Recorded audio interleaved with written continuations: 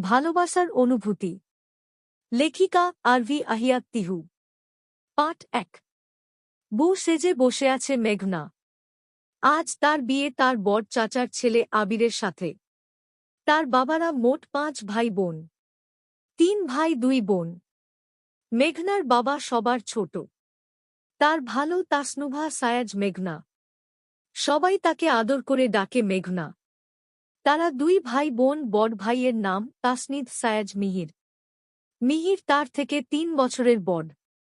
মেঘনা এবার SSC exam দিয়েছে, আর মিহির অনার্স সেকেন্ড ইয়ারে পড়ে। এত তাড়াতাড়ি বিয়েটা করতে চায়নি মেঘ, কিন্তু আবির কানাডা চলে যাবে, তাই যাওয়ার আগে বিয়েটা দিয়ে রাখায় ভালো মনে করেন আবিরের বাবা আর মেঘের বাবা। তাদের ছোটবেলা থেকেই বিয়ে ঠিক হয়ে আছে।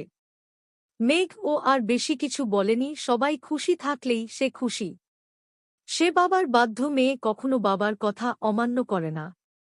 তার বিশ্বাস বাবা মা যা করবে সব তার ভালোর জন্য। তার মা বাবাও কোনো কমতি রাখেননি একমাত্র মেয়ের বিয়েতে। কাজী বিয়ে পড়ানোর শব্দে মেঘনার ঘোর কাটে, সে একটু নড়েচড়ে বসে। কাজী আবিরকে কবুল বলতে বলছে, কিন্তু সে কিছুই বলছে না। সবাই তাকে কবুল বলতে বলছে, কিন্তু সে চুপ করে বসে আছে। ধমক দিয়ে আবিরের বাবা বললেন, কি হচ্ছেটা কি আবির, চুপ করে আছো কেন? কি? সবাইকে অবাক করে দিয়ে আবির বলল, আমি এই বিয়েটা করব না বাবা। আবিরের বাবা ঝাঁঝালো কণ্ঠে আবিরকে জিজ্ঞেস করল, বিয়েটা করবে না মানে কি আবির? কি বলছো এসব? আবির বলল, আমি জেরিনকে ভালোবাসি বাবা, আর ওকে ছাড়া কাউকে বিয়ে করতে পারব না। এখন তো আর ওই পারব না, বিকজ শি ইজ প্রেগনেন্ট, আর ওর বাচ্চার বাবা আমি।